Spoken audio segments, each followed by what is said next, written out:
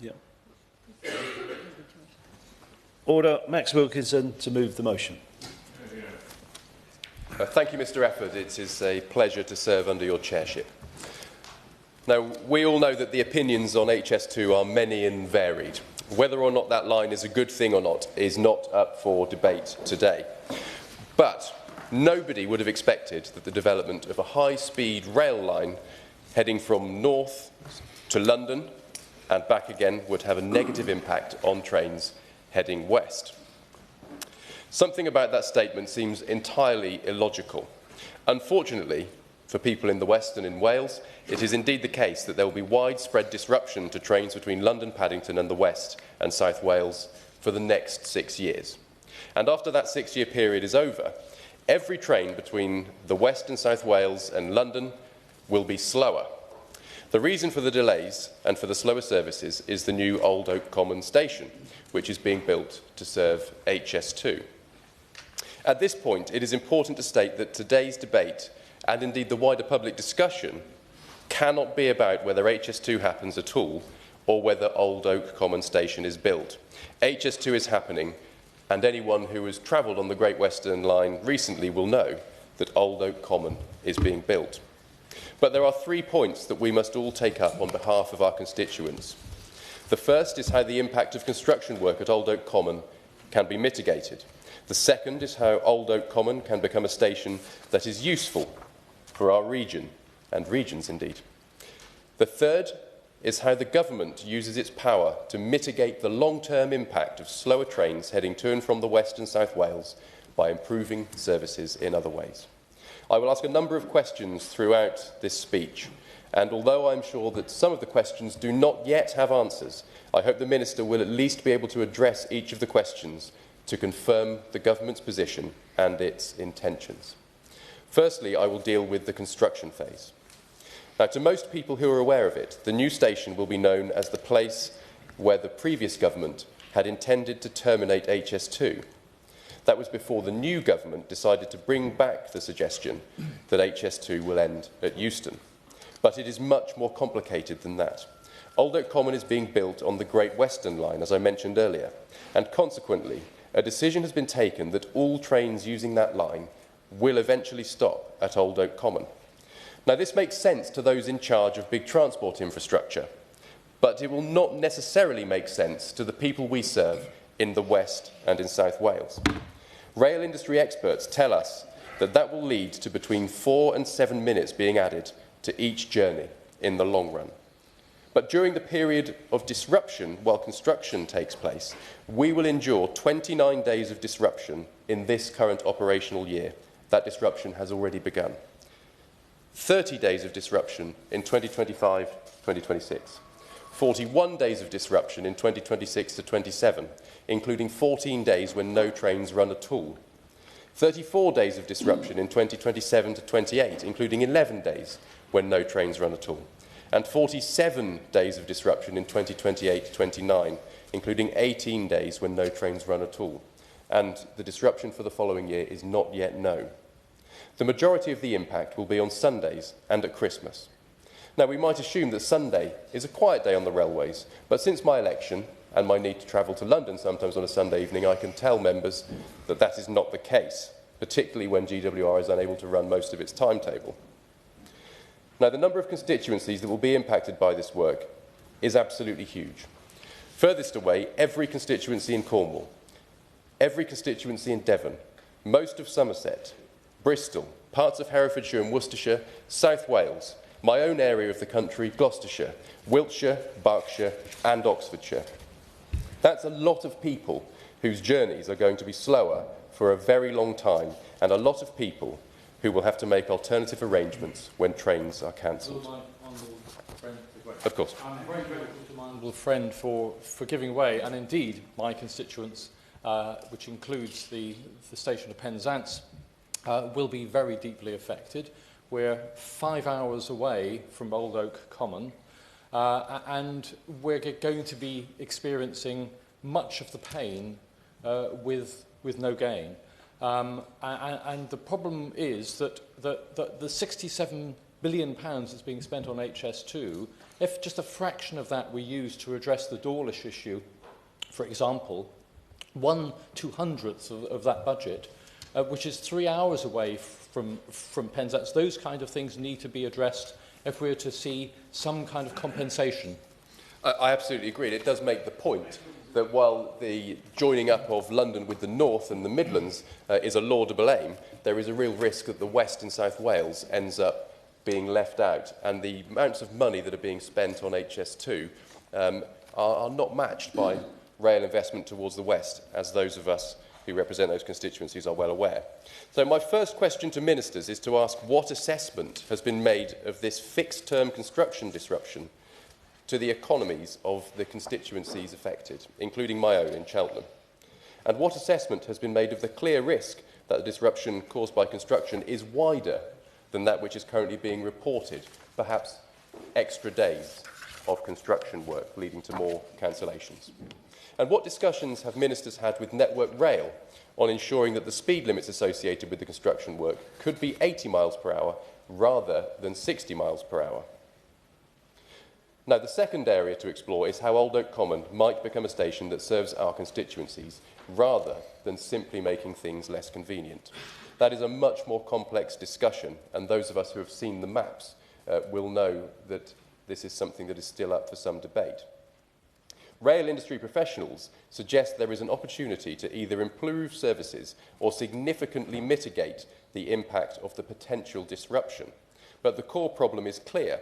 At a time when the national rail network is struggling so badly and the government is promising a brighter future under Great British Railways, our constituents must be able to see benefits.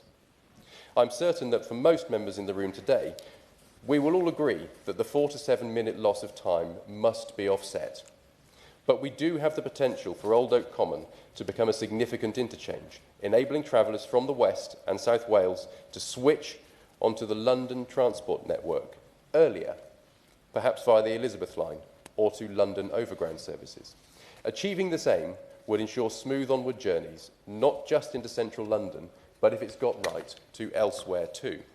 So what assurances can ministers give that the station interchange will be just as convenient as Paddington, if not more convenient?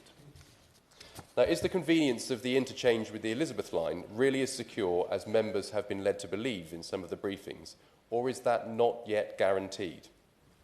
And if an interchange onto the Elizabeth line is secured, can the minister tell me the anticipated journey time to central London to and from my constituency, Cheltenham, after the works are complete?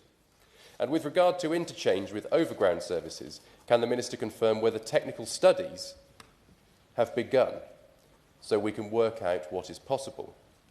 Nothing members are hearing so far suggests this technical work has been properly considered or even whether it has been started at any level. If studies have begun, what work has been done to cost future works? And if not, when will those studies take place? Of course. Thank you to my honourable friend.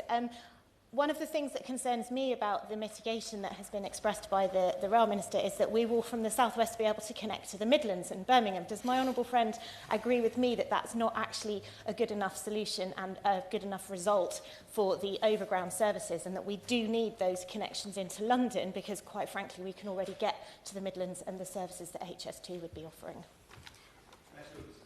Well, I can see why the honourable member's constituents in Devon would be not interested in going to London before going to the Midlands. She makes a very good point. Now, if those studies have not begun, what work has been done to cost those future works? And if not, when will those studies take place? And for those whose journeys are inevitably taking them to the area around Paddington, what reassurances are there that congestion west of Paddington can be dealt with in order to maintain capacity? Now, thirdly, I'll move on to the point about restoring trust in our railways by making more general improvements to passenger experience. And I've included some hyper-local issues in here, which I hope the Minister will be listening to. While there is no doubt that there is to be a time of disruption and that there is some uncertainty, there are some clear opportunities to improve rail services. 5-carriage intercity trains routinely run in excess of passenger capacity for large parts of journeys to the west. Will the Minister confirm that as part of the mitigation for Old Oak Common disruption, more rolling stock will be found to ensure passengers do not have to routinely endure journeys in which they are forced to stand for unacceptably long periods of time? I myself have experienced standing next to pensioners and vulnerable people next to the loo for longer than an hour on journeys west from Paddington. Now, will the Minister confirm that those of us who use trains for business can expect Wi-Fi improvements? While the current GWR service does indeed offer Wi-Fi on board, it routinely proves useless for large parts of the journey. That's definitely a drag on the economy. Of course. Thank you very much for giving way. Thank you, Chair. I'd just like to also point out the level of damage to tourism, because a number of people leave Paddington and try and go west. There's going to be a shocking amount of damage, and I think my constituents are stunned to find that this has only just come to light. You say 6 years of closure, I've heard 7. We all know that projects overrun, but I'd like to point out particularly, to reiterate his point about the fact that first-class travel is meaningless on Great Western Railway, because those trains are almost always overcrowded, and one has to stand in the corridor, sit on your suitcases in first class to find anywhere to go west. And secondly, the Glastonbury Festival, which actually it finishes on a Sunday. A number of people travel in and out of Glastonbury on a Sunday, and it's going to be incredibly damaging to that particular event. She's absolutely right, and the impact on tourism is something that I think is felt by all of our constituencies in the West, many of which are tourism hotspots. And the point about connectivity is really important here, because if we can have 5G on the Elizabeth line in London, which is already very well served by public transport, why can I not have 5G when I travel back to my constituency and I'm in the countryside between Swindon and Stroud? It makes absolutely no sense. The benefits to business users would surely justify the investment. I've already asked the rail industry whether progress might be made on the frustrating turnaround times at Gloucester, which delay Cheltenham passengers every day. I accept that it seems unlikely progress might be made anytime soon, but what chance is there of improving rail infrastructure around Gloucester to remove the need for the driver to switch from one end of the train to the other, which seems to me a very 20th century solution? And finally, on the trains themselves, while the current rolling stock is functional, what plans do ministers have to make the carriages more pleasant? Older constituents recall the days of comfortable seats in a buffet carriage with snacks. It has also been noted that in other European nations, that they even have intercity trains with carriages including special family-friendly areas where children can play. A civilised and family-friendly nation would surely consider this. And on weekends, it is not an exaggeration to say that things are a total nightmare. So what are ministers doing in the short term and during that period of disruption to ensure that a Sunday timetable actually runs between London and the West Country? My honourable friend, of course. I'd like to thank my honourable friend for giving way. You've been raising the need for improvements. One of the key issues for commuters in my Thornbury and Yate constituency is that the existing Great Western Main Line isn't fit for purpose. In recent weeks, we've seen significant delays and diversions caused by flooding and signalling failures, which has created even more pressure on other parts of the already overstretched network. So does the honourable member agree that work at Old Oak Common needs to be accompanied by immediate investment in existing infrastructure to improve the reliability of services for people from the West? Absolutely I do, and it is a point that was made by our colleague from St Ives earlier on, that the amount of money that needs to be invested in comparison to HS2 to improve things in the West Country is relatively small. But by way of compensation to Cheltenham for this disruption, can the Minister please ask Network Rail to stop blocking the long-awaited extension to the cycle path which links Cheltenham Town Centre to the station? And Network Rail has been getting in the way of that development for many years, and it just needs to get out of the way to improve connectivity in my constituency. Now, I've asked a number of questions. All of these are intended as helpful contributions, and I'm sure other members will have many pertinent points about the impacts on their constituencies to draw out before we close here. But before I finish, I would like to pay tribute to the work on this issue done by the Honourable Member for Plymouth, Sutton and Devonport, the new Armed Forces Minister. After researching this issue during the last Parliament, his leadership role in passing this information on to new members has been important in bringing about this debate today, and I think we all owe him thanks. Thank you, Chair. Right, can I remind members who wish to speak to stand in their place so that I know you want to speak? So when every speech ends, you must stand. I've also noted that there are a number of people who want to intervene in the mix. I'm happy for that to take place, but it's got to be brief because there are a number of you who want to do it. I would suggest, I'm not going to put a hard time limit on, but 5 minutes is about the right length of time to get everybody in. So if you could stick to that time scale, it would be very, very helpful.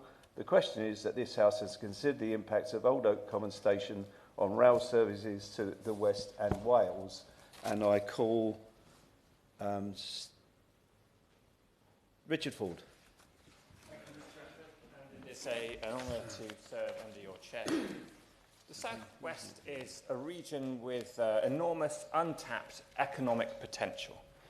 We have a brilliant clean energy industry already, and that's growing. We have a fantastic defence industry with lots of small and medium-sized enterprises. We have a thriving agricultural sector, and we've got a flourishing food sector.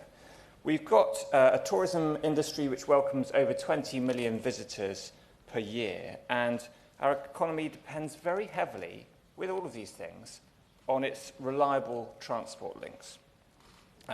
We in Devon are bucking the trend nationally.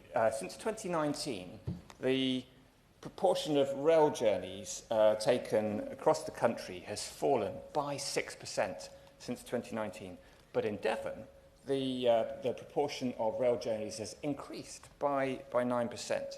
Time and again, we have seen the West Country miss out on rail investment. We've seen it concentrated in other parts of the country, in the Midlands, in the north of England, and of course, London. But the South West is left grappling with an underfunded and unreliable rail network. The construction of Old Oak Common is going to exacerbate some of the challenges that I've just set out. Over the next decade, passengers travelling on mainline intercity services serving the South West are going to face severe disruption. Planned works are going to reduce the number of available seats on trains which are already crowded, which already have slow journey times, and we're going to see a fall in the number of direct services to London Paddington. Last month, the government pointed to a £30 million mitigation package. This is woefully inadequate. Compare it with the £6.5 billion cost of Old Oak Common. £30 million, by contrast, is a pittance. And worryingly, this £30 million has already been committed to operational adjustments, such as depot changes and electrification in London, with little or no regard for the South West. The Tories' catastrophic management, or rather mismanagement of the rail system, was exemplified by the 2-year industrial dispute, which cost taxpayers an eye-watering £25 million per strike day, and led to reforms that have saddled the public with hundreds of millions of pounds in additional cost. But nowhere is the last government's legacy of transport failure more apparent than in relation to High Speed 2, where we've seen such flip-flopping over the last 15 or 20 years as to lead to ballooning costs, neglected communities, and misery for passengers. And I also want to just point out how this has affected people in some West Country communities. I mean, it may be supposed that it's only HS2 communities, people in the Midlands and the North, who were affected by some of the cost overruns and the indecision. But no, when we saw the cancellation by the last Prime Minister, the Right Honourable Member for Richmond, of HS2, there was then some big announcement about Network North, and we were promised that HS2 money was therefore going to be ploughed into stations and the redevelopment of stations across the country. In the constituency that I represent, we had the Right Honourable Member for Richmond visit. He came to hire a community room in a farm shop, at a sort of farm shop conference centre, and he and other Conservative activists held up placards, British Rail placards, with the word Columpton underneath, as if to encourage people that somehow there was money from HS2 that could be invested in our local rail transport. This was absolutely not the case, has since been revealed now that we can see that these were all empty promises.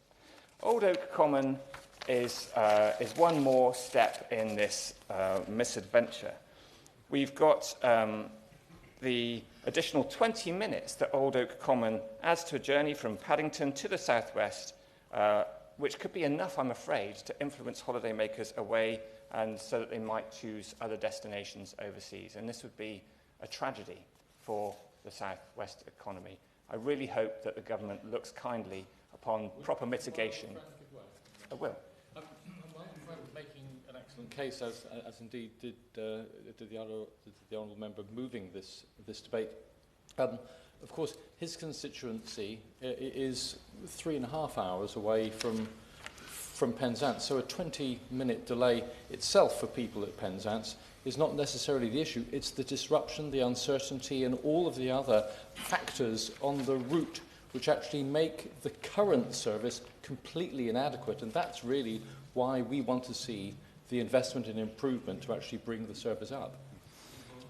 I'm grateful to the honourable member, and I recognise the particular plight of his constituents as far southwest as you can go in England.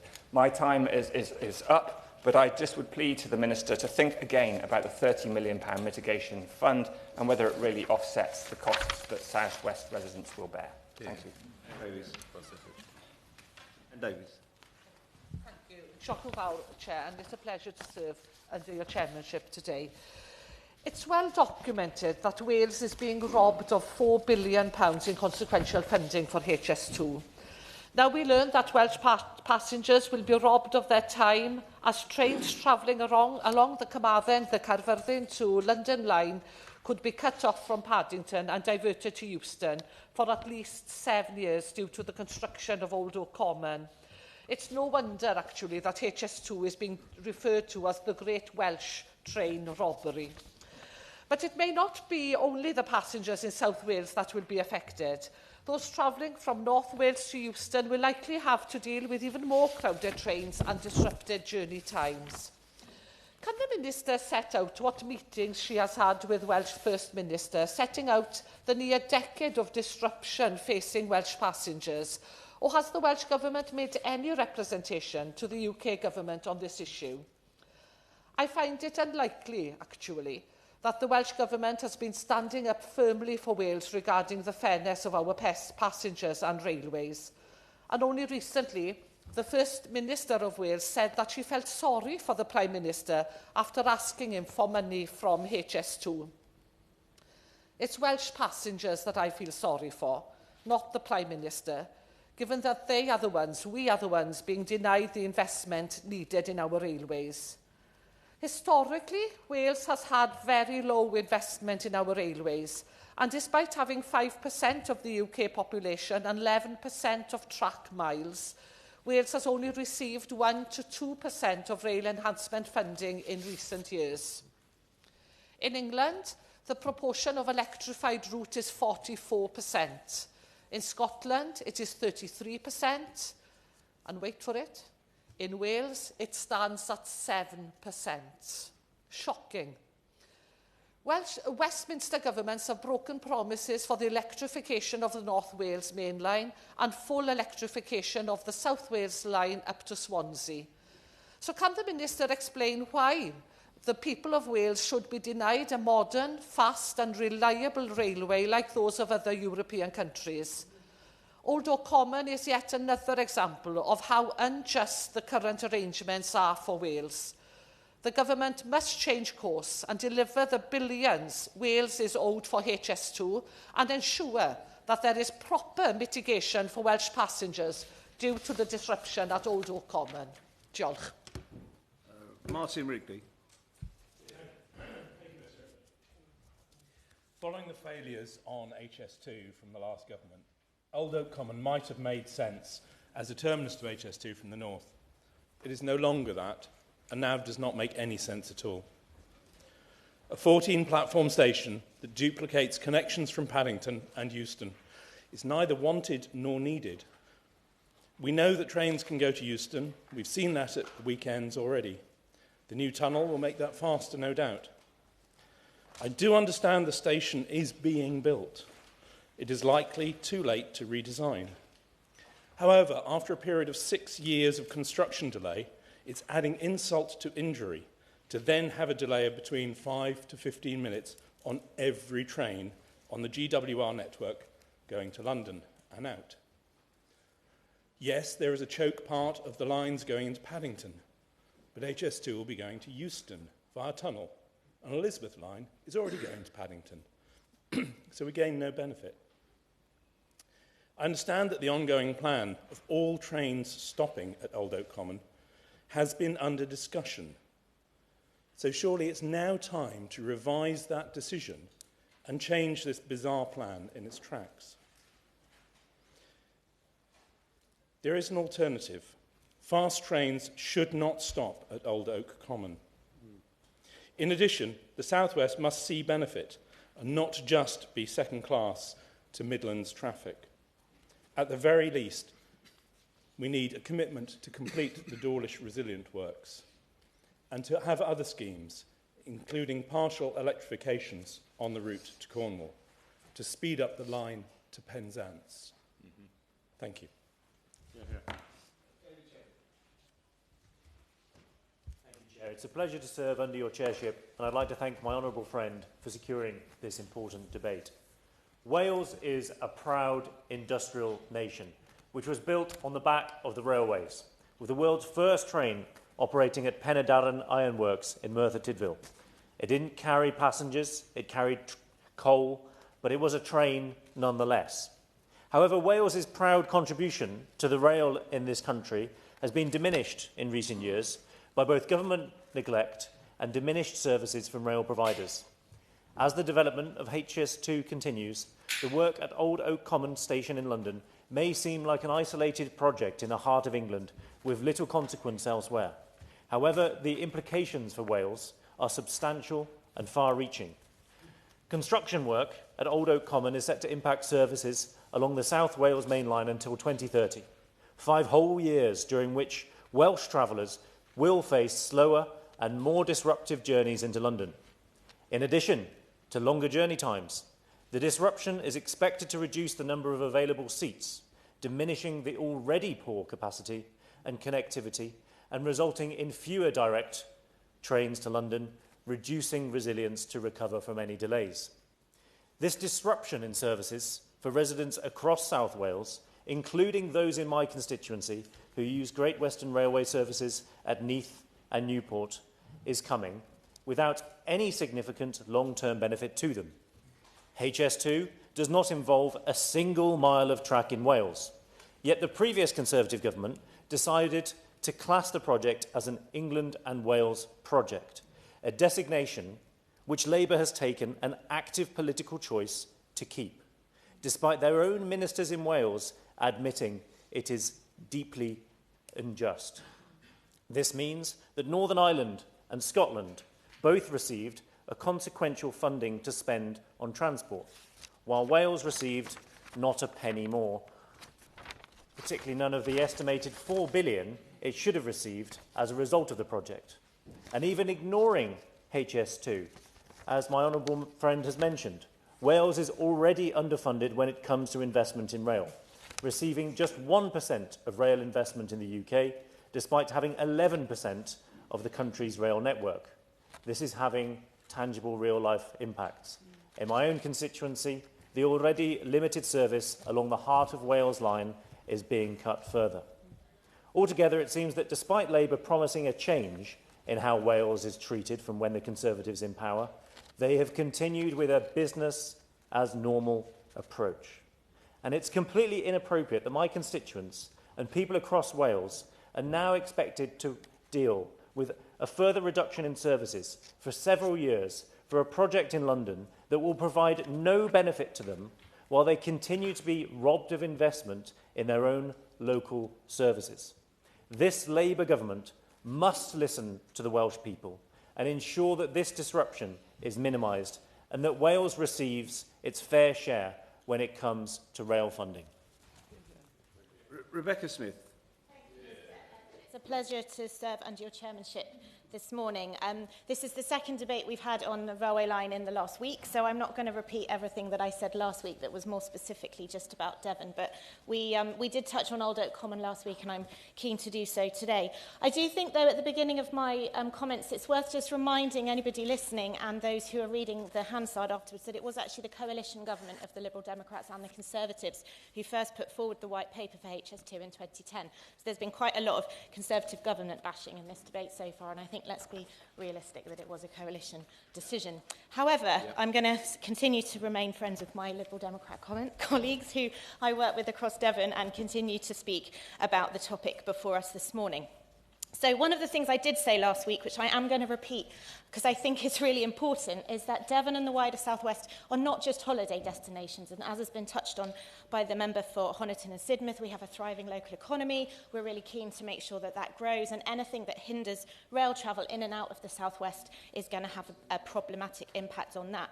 It's also worth noting that we've celebrated in the last few years achieving a 3-hour train trip between Plymouth and London, which I benefit from when I'm getting the 6:55 on a Monday morning, and I'm sure no doubt many other business people and those travelling to get to London benefit in the same way. So it's incredibly disappointing to know that that much sought after shorter journey time is going to be kind of put to one side over the next few years. And as has been mentioned by other members in the chamber, my constituency of South West Devon is in exactly the same position. There are no material benefits, as I can see at the moment, except perhaps that easier access onto the Elizabeth line, and I suppose Heathrow Airport for those of us fortunate enough to be going on holiday from time to time. The point that I want to draw most attention to has already been covered, but I think it's worth mentioning again, and this is the £30 million mitigation that the government seems so proud of to help reassure people and compensate those who are going to be so disrupted by these works that are going to take place at Old Oak Common. But as has already been made clear, that's essentially going to pay for depot changes and electrification closer to London. So I really do struggle to see how this is going to compensate my constituents and others who live in the South West. And last week, unbeknownst to me, not knowing that breakdown at the time, I gave some suggestions to the Minister of what that money could be spent on to actually give us some material impact, including, as has been mentioned, Wi-Fi, the £1.5 million needed to finalise the business case for the Tavistock to Plymouth line, which will then create a great horseshoe around that far reach of Devon. Not that much money out of £30 million. Perhaps some of those things would be adequate compensation. And if I may, we've got a platform in my constituency at Ivy Bridge where Cross Country currently refuse to stop because they claim the platforms aren't long enough. I'm not convinced that's actually the problem, but wouldn't it be great to use this money to extend the platforms at Ivy Bridge instead? So a couple of quick questions, if I may, Mr. Chair. Can the Minister commit this morning to reassess that £30 million mitigation pot so that we in the South West actually see some benefits, and even in Wales, as has been mentioned by other honourable members this morning? I'm also very concerned about the communications, and the Rail Minister from the other place did come back to us very quickly after a meeting we had with him about communications. But as has already been said, there's a variety of different weekends and days that this is going to be impacting. I'm struggling to get my head around that. No doubt other members are, and I just think we need a commitment to making sure that the communication of these changes is going to be explicitly clear to both residents and tourists alike. And finally, just one other thought, and this has come up in the Transport Select Committee, of which I'm a member. Great Western Railway are a big user of delay repay at the moment, and ultimately delay repay is at the cost of the taxpayer. I don't want to be completely negative, but there are going to be inevitable delays on top of these lengthened train trips because there's construction work taking place. So who will be paying for the increased delay repay claims that are inevitably likely to come? I'm assuming it's going to be the good people of the South West and the rest of the country, but I think it's worth looking at this in the round and making sure we acknowledge that it's not just inconvenience, it's also a huge amount of cost. Thank you, Mr. Speaker. Anna Sabine. Pleased to serve under you, and thank you to my honourable friend for calling this really important debate. As we've heard, the work at Old Oak Common is going to be hugely impactful to the South West for at least the next 7 years. And yet, just a month from work starting, councils, MPs, businesses and other interest groups are only just being notified of the impact on these services. And I think that's a totally unacceptable approach to public consultation. As we've heard already, this work is meant to last for 7 or more years, which for us in Frimini Somerset follows on from 10 years of disruption to our rail services due to the electrification of the main line and the construction of the Elizabeth line. This new project will affect around 56 million passenger journeys a year who go through Paddington and will push people onto other lines like South West Railway, which can't handle the number of passengers they've got at the moment, but certainly not the passengers that would be needed to avoid disruption. In my constituency of Freeman East Somerset, constituents have been left in the dark about how it would affect them. There's been little to no consultation with local businesses or groups about the disruption, which is unacceptable. This Christmas, our railways are already being delayed thanks to essential work happening in Westbury, leaving many struggling to get from Frome to London. Furthermore, many people and businesses relocated to places like Frome and East Somerset during COVID, partly based on that time of service and the regularity of service, and they won't have been aware of these plans when they were making those decisions. The Prime Minister's response to the Honourable Member for Exmouth and Exeter East in Prime Minister's questions last week was welcomed, but his comments that services are unaffected between Exeter and London Euston shows his lack of understanding of the situation. For my constituents, many of whom use Bath Spa Station, the train from Exeter doesn't run through Bath Spa Station, and in Frome the train travels through there a maximum of twice a day. We're lucky that we have a stop on a main line, but for many they won't even have access to this. This planned work is going to leave the South West with some of the slowest intercity services in the country, and it's going to severely reduce the number of trains running and therefore the number of seats available. This will be a direct hit on the South West and Welsh economies and will affect not only people now but far into the future as people adapt their investment and business decisions accordingly. We already have unreliable services with, frankly, rubbish Wi-Fi and mobile signal, which hampers the ability to work on the train. Millions of passengers will be displaced due to this work, increasing journeys on roads and pushing services to other stations. And regular users of the M4 and M5 will dread the prospect of more cars on these motorways, particularly at weekends. No one is denying that this work now needs to or is going to happen. However, it just seems there's been little to no consideration of the impact on the South West. I would urge the government to look into a programme of measures, many of which were brilliantly set out by my honourable friend, the member for Cheltenham, that would mitigate the impact of the disruption caused by Old Oak Common and make sure the South West is not being left behind. Ollie Glover. Thank you, Mr Efford. It's a pleasure to serve under your chairmanship, and may I commend my honourable friend, the member for Cheltenham, for securing this important debate. I very much agree with colleagues that it's important that we look predominantly to the future, but I do want to reflect a little on how we've got here, in how Old Oak Common Station even came to be. As I understand it, it is intended as a substitute for a direct link from HS2 to Heathrow Airport, which still remains Europe's busiest airport, or one of. And what a bizarre solution, given that in other countries, for example, Paris, Charles de Gaulle Airport, Frankfurt Airport, Copenhagen Airport and Amsterdam Schiphol, all of these are directly served by connections onto their high-speed or intercity network.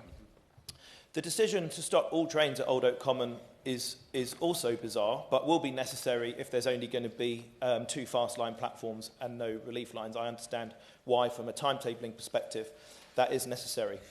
But we also continue to lack a direct western link to Heathrow Airport, enabling intercity trains from the southwest and the west to be directly connected to Heathrow. That is a scheme that has been on and off more times than I can count.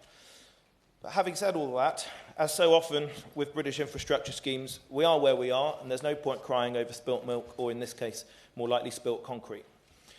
What else can be done to ease the disruption impact? My colleagues have already talked about whether there may be opportunity to improve the construction schedule to reduce the impact.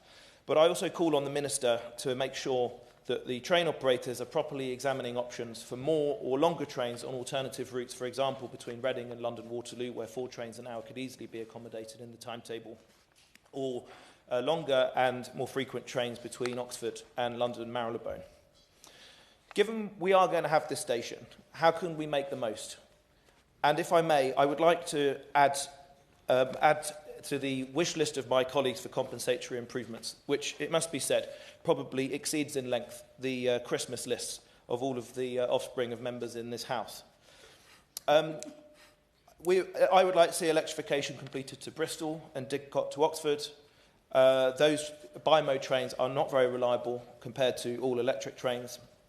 We are constantly afflicted by 5-car trains, even on very long-distance routes, for example, between London and Swansea, that stop in Didcot Parkway in my Oxfordshire constituency. As my colleagues have eloquently outlined, we do need Sunday working to be part of the working week, and no longer for Sundays to be treated as some sort of bizarre and exceptional time when people wish to travel. My colleagues in the South West have articulately made the case for investment in the Dawlish seawall resilience to improve the reliability of the only rail connection to the South West of Exeter. And of course, in my constituency, I'm campaigning hard for a new railway station at Grove and Wantage, serving the enormously growing population of that area. And of course, my colleagues are quite right to say that we should make the most of the location of Old Oak Common to improve connectivity to North and South London on the West London and North London lines, and we must make the most of its potential to create a much easier connection between GWR trains and Elizabeth line trains, which would ease passenger congestion at London Paddington. So in conclusion, this new station is, on the face of it, going to provide very limited benefit to users of GWR in Oxfordshire and elsewhere, but I hope the Minister will use every opportunity to make the most of the fact that we're having this station.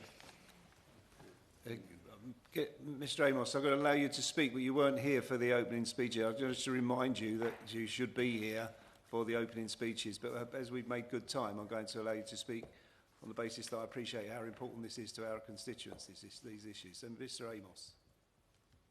Apologies, Mr Efford, and apologies for joining late. And I attempted to explain that through the doorkeeper to you at the beginning of the meeting, so apologies if there was some mix-up. It's a pleasure to serve under your chairmanship, Mr Efford, and I want to congratulate my honourable friend, the member for Cheltenham, for securing this important debate. And I would think that the wide area of constituencies represented in this debate and the other discussions on this subject shows just how many constituencies and parts of the country are affected negatively by this proposal and why it really needs to be thought through again. The original route of HS2, which of course, or the original proposals for HS2, which were underlying the original HS2 bill, were of course very different from what we've actually ended up with. And we can all understand, I think, why parties across the House have supported the original HS2, but we're not expecting that this would mean that every single journey to almost every single station in the west of England would be delayed with a long period of diversions as well. My Taunton and Wellington constituency sits at a transport fulcrum, 99 minutes from Paddington, 33 minutes from Bristol Temple Meads. Although we're further from London than Bristol, we're actually closer to it in terms of journey time. And decisions are taken by businesses and by people deciding where to live, which are changed by a few minutes here and there and relative distances that they need to travel. So the effect of the Old Oak Common project on Taunton would have a major negative effect on our local economy. One of the strongest, biggest factors in our whole local economy is our connections at the fantastic Isambard Kingdom Brunel railway station in the heart of the town. And as honourable members have made the point across the West Country, these decisions are really important to all our local economies, as well as the 6-year diversion, which seems totally unnecessary. But my key point I would hope the Minister will address at some point is why should it be necessary in the future for every single train to stop at Old Oak Common? And if not every single train is going to stop, I'm told that from previous meetings, that the journey time will be increased by trains having to slow down through the station. Now, I've stood on many station platforms, and I'm absolutely certain trains have not slowed down a jot as they sped through and left the wind blowing across the platform. I don't understand why, Mr Efford, all trains need to be slowed down. We're actually undermining the strength of the Great Western Line, undermining the speed to stations across the whole of the west of England. It seems totally unnecessary and is totally unacceptable to me and my constituents. Described as, the history of this has been really well described by my honourable friend, the member for Honiton Sidmouth, as a misadventure in rail planning over recent years. And the inadequacy of current services just exacerbate this problem. As has already been said, Sunday services are treated like a kind of voluntary sector operation where you might get a driver if you're really lucky. Catalogue of cancelled trains on Sundays is a given certainty. This really has to change. It's totally unacceptable in the 21st century. I'd also like to underline the comments of honourable friends about the lack of Wi-Fi and the shortage of carriages. the shortage of carriages, the shortness of trains, the fact that it's normal to sit on the floor outside the toilets when you may have paid over £100, £200 for a ticket. How can this possibly be justified? I am grateful that the Minister for Rail in the other place has met with honourable members, and I know he is concerned, and I hope the government will continue to strive as hard as it absolutely can to mitigate some of these effects. And Somerset's not been blessed with enormous amounts of investment in transport in recent months. We've had the cancellation of the A303 and the A358, which has reduced investment in the area by £2 billion. It really is time that we saw some investment coming into Somerset, not transport investment being taken out of Somerset. My honourable friend, the member for Hounsdon and Sidmouth, would want to see Cullompton and Wellington Stations project go ahead, which is also my dream, and with a benefit-cost ratio of 3.67, we believe is the most economically important station reopening project in the country. So let us see some compensation for this project. Let us ensure that not every single train has to be slowed down to the entire West Country, and I urge the government really to think very hard before disadvantaging such a huge region of England and Wales. Paul Colan.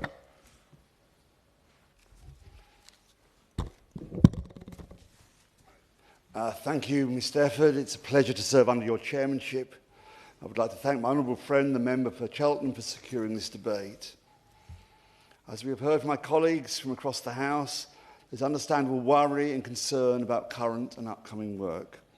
It's an important issue, the disruptions impacting the lives of millions of people. It's good that we're able to shine a spotlight on it today. I first start by outlining why, however, this is clearly a positive in many ways. After years of neglect by the Conservatives, it is clear our public transport is not in a fit state. Nowhere is this more keenly felt than our railways. Therefore, notwithstanding what we've heard and the overspending and mismanagement, HS2 and the associated work at Old Oak Common are an increasing but welcome rarity. A new rail project of this size is needed and should be lauded for building the vital infrastructure we need. The new station, when built, will provide a vital interchange that West London is currently lacking. Old Oak Common is vital for us to achieve the full range of economic benefits of HS2 and will also form a vital transport hub for millions of journeys, including those for future passengers from the West and Wales. But the impact this will have on people's lives and the economy in the meantime should not be overlooked. And we've heard the concerns of honourable friends representing real concerns in the South West and Wales in particular. My colleagues in Frome and Somerset and Cheltenham and Taunton and Wellington in particular talked about the widespread disruption. This is a real issue and we need the government to see what it can to address this. My colleague in Wales and Mendip talked about the effect on tourism and on Glastonbury and on the economy. How are we going to mitigate these things? Member for St Ives talked about the resentment there's out there because of the failure to invest for many years in the South West and in Wales. Inadequate service and a failure to invest. We must address these things. My colleagues in Honiton and Sidmouth and South West Devon talked about the inadequacy of the mitigation fund. £30 million is not enough. Can more be put there? Can more be done with it? Again, there are other issues. My colleague in Newton Abbott talked about the failure of electrification. We need to electrify more of these rail lines. Whilst the members for Brecon and Radnor and Caerphilly talked about the failure to invest in railways in Wales, a problem that's gone on for years and years and years, constant failure to invest in Welsh railways. We need to do more. It is clear the Department of Transport must keep a very close eye on this project for all those reasons. With work taking place on such a vital part of the Great Western Main Line, we cannot afford for greater disruption than is already planned. In fact, we need to minimise it. Whilst we all accept that disruptions caused by the construction are inevitable, it is essential the government shows us that it's doing all it can to minimise them. To ease disruption, these changes need to be clearly communicated with the full arsenal of resources from notice boards to social media. We, as MPs and other elected officials, have communication channels of our own. We should also play our part in ensuring constituents know when disruption will occur, and that requires the government to talk to us, the Department of Transport to talk to us, and communicate in good time all the things that are going to happen, the delays that will occur. As the member for South West Devon said, we also need to strengthen the delay repay scheme to compensate for these disruptions, while also ensuring ticket prices reflect the disruption to services. Customers should not have to pay the same price for a journey which is impacted by these works. Whilst given this disruption, it's important to maximise the utility of the station by ensuring it connects to the Chiltern mainline services onto the newly named Mid-May line.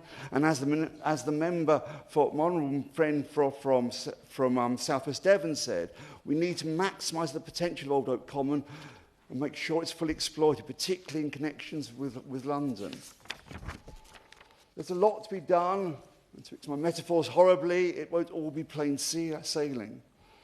Public confidence in this project has been undermined by the various management mishaps and overspends and the planning mistakes, as so articulately mentioned by the member for Didcot and Wantage. But we are where we are, as he said. This loss of confidence now extends well beyond HS2, and with widespread public scepticism in the UK's ability to manage any infrastructure projects. Something I feel will only get worse unless the industry uses this opportunity to prove itself.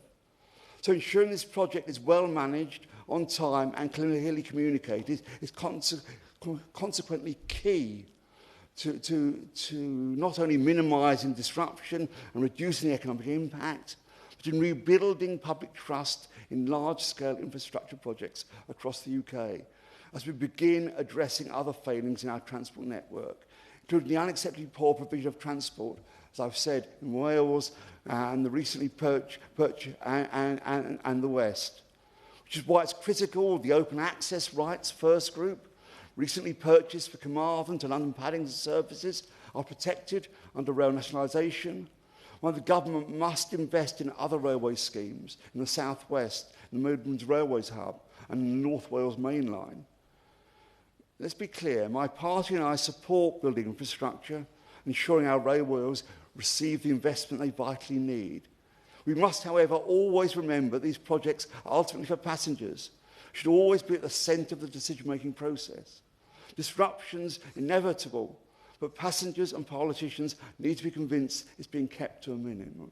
Thank you. Jerome Mayhew, Shadow Minister. Thank you, Mr. Efford. It's good to see you in the chair. Thank you for chairing this debate. And I also want to thank the Honourable Member for Cheltenham for proposing this debate. And we can see by the level of activity, the number of people who wanted to speak and to intervene, how important this is for the region and how enlightening actually the debate has been, because there's been a huge amount of unanimity, Mr. Efford, on the criticisms and also the suggested solutions for the upcoming interruptions to the service to the South West and also to Wales. Now, the Honourable Member for Cheltenham, he identified three different areas: the mitigation, improving services for the West and improving services for the West in the long run, as well as how to make Old Oak Common useful for passengers coming on GWR. The Honourable Member for Honiton and Sidmouth focused on the mitigation sum as well. He was wondering whether the £30 million identified by the government is in fact enough adequately to compensate and to mitigate for users who are going to have their travel disrupted for the next 5 years as a minimum. The Honourable Lady for Caerphilly, she noticed that the Welsh rail network had only 7% electrification, and she was demanding Barnet consequentials, essentially, for the HS2 project.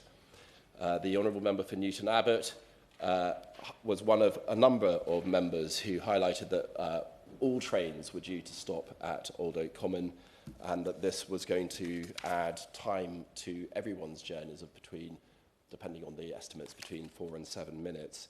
And he also highlighted the need to spend a portion of mitigation sums on the Dawlish works. And moving on to the Honourable Member for Brecon Radnor and Quim Tau, He also highlighted what he described as underinvestment in Welsh railways, largely because of the designation of HS2 as being an England and Wales project rather than just an English project, and the consequential lack of additional payments under the Barnett consequentials. Then my honourable friend, the member for South West Devon, she focused on the need to reassess the use of the £30 million compensation payment since the debate that both she and I took part in this place last week. Further information has been provided by the government as to how they intend to use that £30 million, and she found that to be focusing on the wrong areas. And as though it makes her point for her, she highlighted also the need for better communication of delays and of changes. And she made a very interesting point and questioned the minister, and I hope that she will reply to this in her response. In the issues around delay and repay, who will pay for that? Is it going to be the taxpayer, or is there another mechanism for funding those compensatory payments? Then the Honourable Member for Frome and East Somerset, again focused on better mitigation, as did the Honourable Member for Didcot and Wantage. And he made an interesting point, which is that it is no longer correct to say that Sunday is an exceptional day of transport, that it's actually part of the general use of the railways. And then finally, the Honourable Member for Taunton and Wellington, he again highlighted the need, or questioned the need for every train to stop at Old Oak Common. But going back, Mr. Efford, to the issue of Sundays, we have a Christmas period coming up. We know that there's going to be very significant impact on GWR trains. They're going to terminate at Ealing Broadway, and then the passengers are supposed to use the Central or the District line. There's going to be no Elizabeth line. There's going to be reduced service between Ealing Broadway, Reading and Heathrow. And that's if it's going to go according to plan, because it assumes that GWR will be able to run a full service as planned during the Christmas period. And yet we know, Mr. Efford, that relies on ASLEF train drivers volunteering to work overtime. Now, I assume the government has plans in order to make sure that that happens, because this is now a government problem. It's not a GWR problem. And the reason why it's a government problem, Mr. Efford, is because it was the government that intervened in the pay negotiations with ASLEF and awarded train drivers £9,000 of pay increase with no conditions attached. And because that pay award was backdated, train drivers, I understand from social media at least, have received a payment of £16,000. Now, you would have thought, Mr. Efford, that the government, when awarding this very significant pay increase, would have made sure that holiday services were secured in return. But that's not the case. Nothing was secured in return. In fact, it's made the situation worse, because if media reports are to be believed, there is a reduction in the number of train drivers agreeing to volunteer to man Christmas and overtime services. So since this is a problem that has been created by the government, I'd be very grateful if the Minister could respond and tell us what the government's solution to this problem is over Christmas, New Year, and every single Sunday that we have going forward. Now, that's in the short term, but there's a need for long-term mitigation as well. Speaker after speaker today has focused on the inadequacy of the £30 million identified for mitigation payments and questioned the focus the government is currently intending to spend that money on. So my message for the Minister, Mr. Efford, is this. Listen to local representatives. They know their area. They know what's important to their constituents.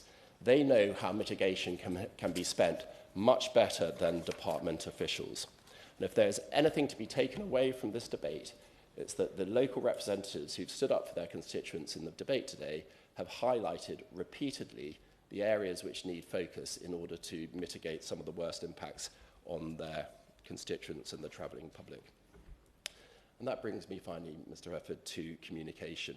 We know that delays are inevitable. We know that this is a huge infrastructure project, and everyone in this debate at least has recognised that some of this delay is inevitable. So what's important is that changes to service is well communicated so that passengers are informed well in advance that alternative services are run effectively, that they're run on time, and that they have sufficient volume to accept the number of passengers who will be using them.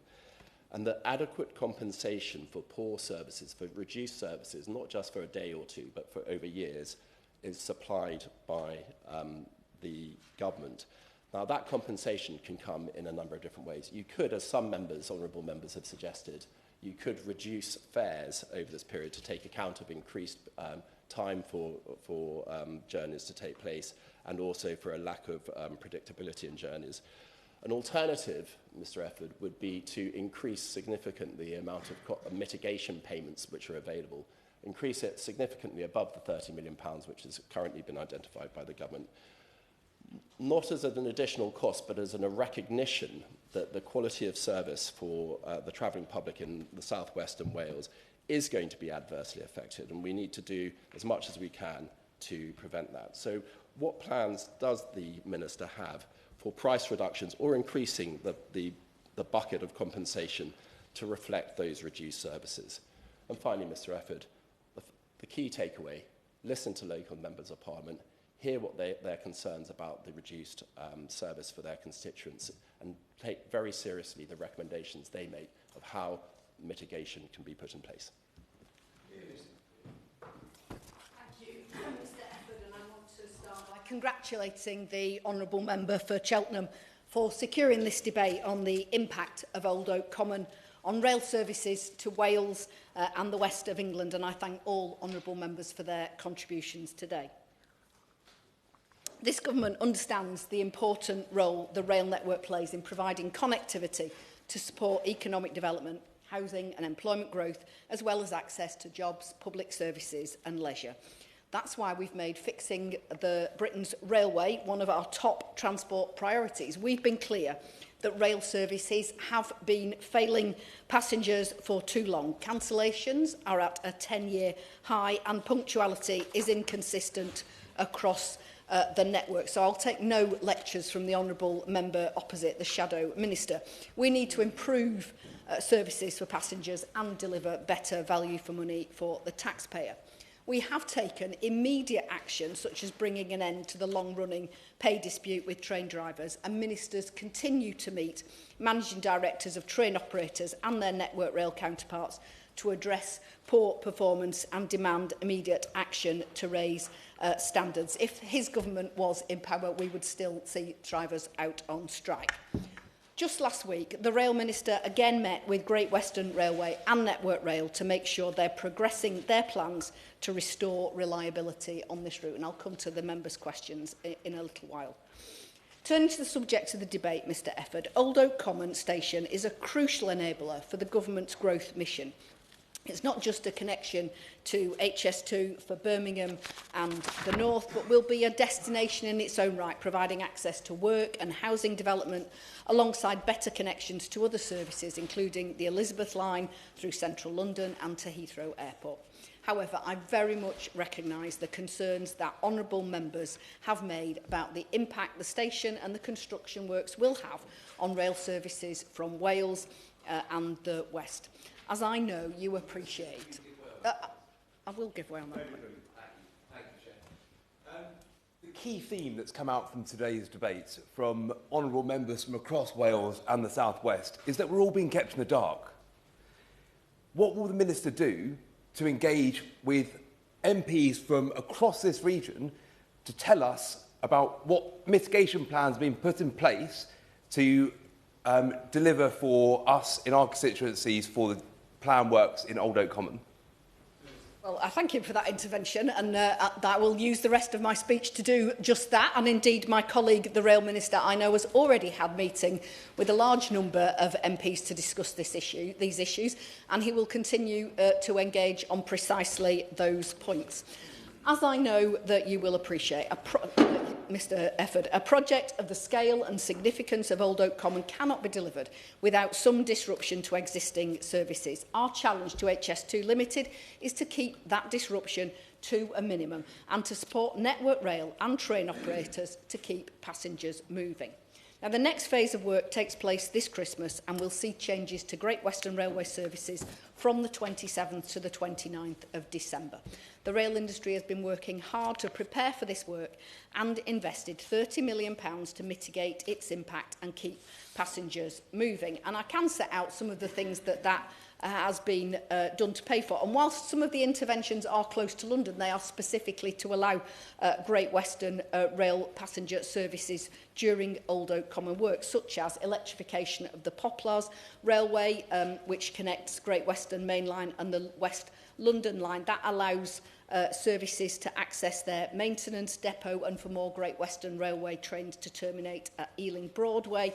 There's been investment at Ealing Broadway and at Reading Station so that they can provide better information to connecting passengers, facilities at Euston to allow for the terminating Great Western Railway long-distance services, including the Penzance sleeper services, alternative stabling for the Hitachi trains that serve Great Western Railway and other similar issues which are designed to help those Great Western Railway services continue to operate during the period of disruption. Now, during these days, some intercity services will divert to London Euston and some will terminate at Reading or Ealing Broadway. Extensive mitigations have been progressed behind the scenes to enable trains to continue to be being maintained and provide services again after the works, as I've said. Passenger communications are happening now to enable people to make choices about how and when they travel, and I absolutely recognise the importance of providing timely passenger information to enable people to do that. Now, the next significant blockade had been due to take place in December 2026, but this is now being replanned to a later date by HS2 Limited, and further details on the future works plan will be shared as soon as they're available in the spring. Old Oak Common Station is being built to enable all Great Western Main Line and Relief Line services to call at the station, and this is important for future-proofing. But whilst all trains will be able to call, the future timetable will be under development for many years, so it's still too early to say with any certainty which trains will call here or from when, but I'll come back to that in a moment. We know that many passengers from Wales and the west of England value the faster journeys into London and will have other options, not via HS2, to travel north. The Rail Minister and I have heard from many colleagues about the concerns of their constituents, and officials are working with the industry to assess the options for calling patterns at Old Oak Common. I will give way briefly. Thank you very much. I was listening very carefully, and I think the lady just said that not all trains will necessarily stop at Old Oak Common. Could she just confirm that, please? I can confirm that the station is being constructed to allow all Great Western services to call, but no decision has been made on the future timetable. Nonetheless, building this station requires a realignment of the Great Western Main Line to curve around new platforms. Unfortunately, that means that even trains that do not stop at the station will have a small increase in journey times. And I know the Rail Minister has already asked industry partners to review current plans to ensure the impact of this is minimised, and I'll come back to this in questions. I do, of course, also recognise that this disruption comes on top of several years of poor performance on this route.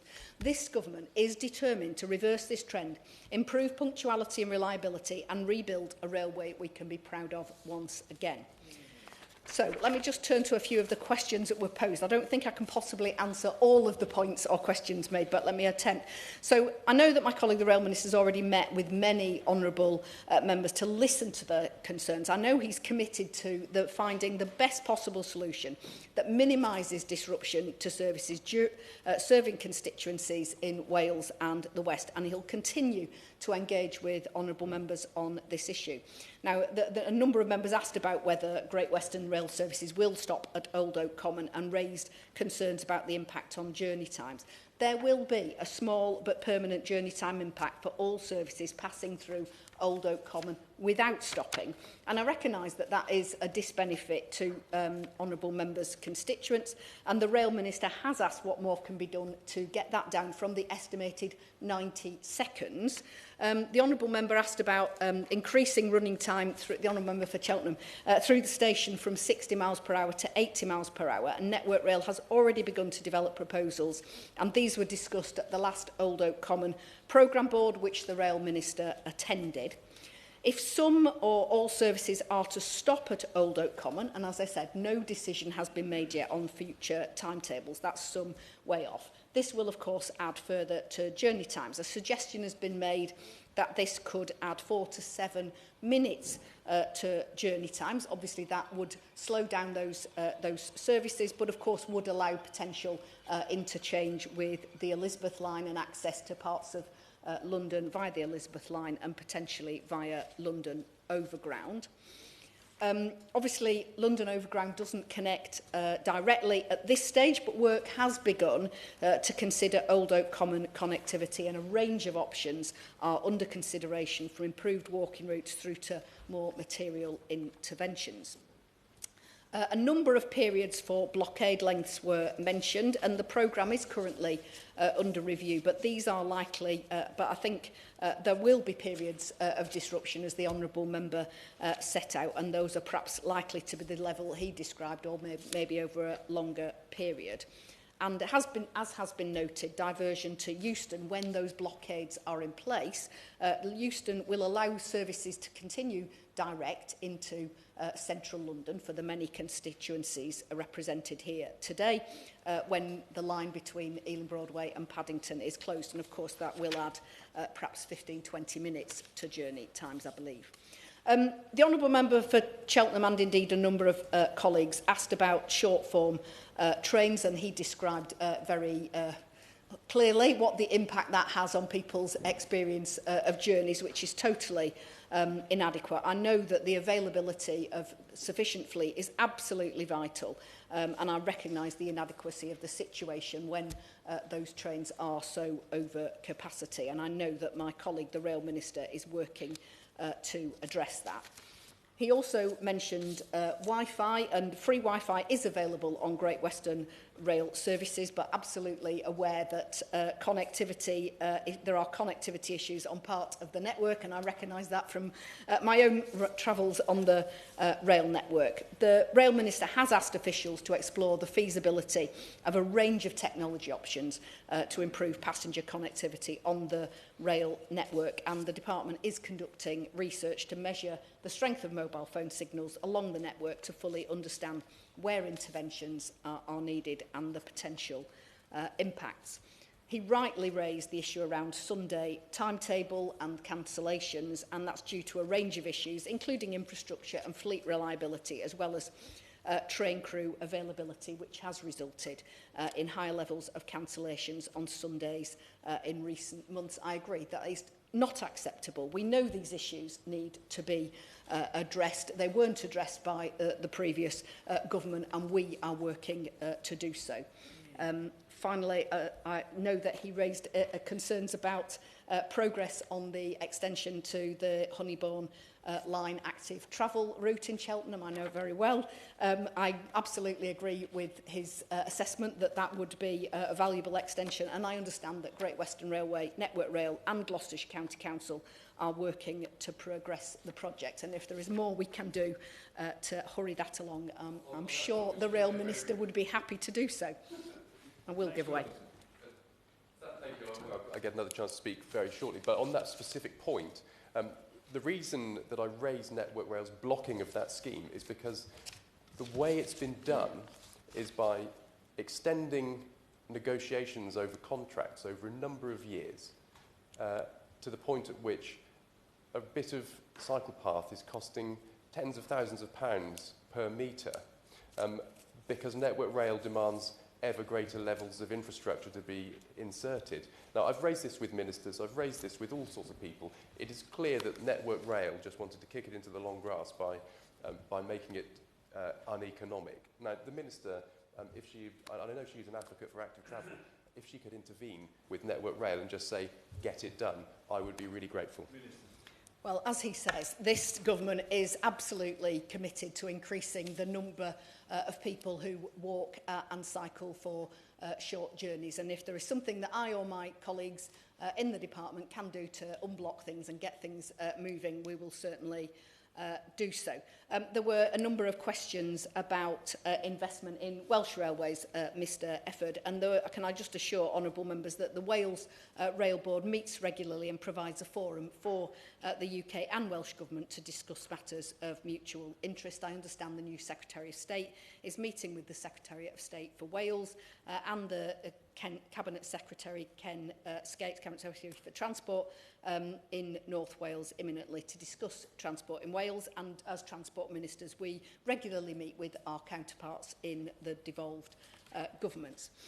I'd like to close by taking this opportunity to reconfirm that the Rail Minister is working with all partners to ensure there is minimum disruption to travellers on the Great Western Main Line, both during the construction of Old Oak Common Station and when it's in operation. I recognise that these are difficult issues that members honourable members have rightly raised concerns on behalf of their constituents. I want to thank the honourable member for Cheltenham and indeed all honourable members again for their participation in this debate, and fully acknowledge and appreciate the importance of this to him and his constituents, and indeed to all honourable members' constituents. We will work to come up with a viable solution.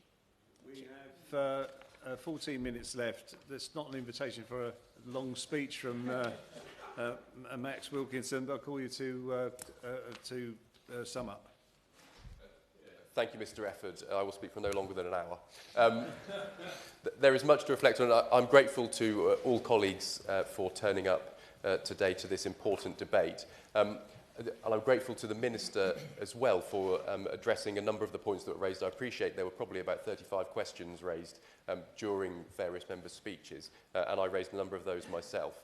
I wonder whether she might take time later on to work with the Rail Minister on just the responses to the detail on those questions that I asked, and I'd be grateful if she would, on everything from the hyper-local, like the Honeybourne line, up to the bigger picture stuff around Wi-Fi connectivity and the delays that Cheltenham passengers suffer at Gloucester.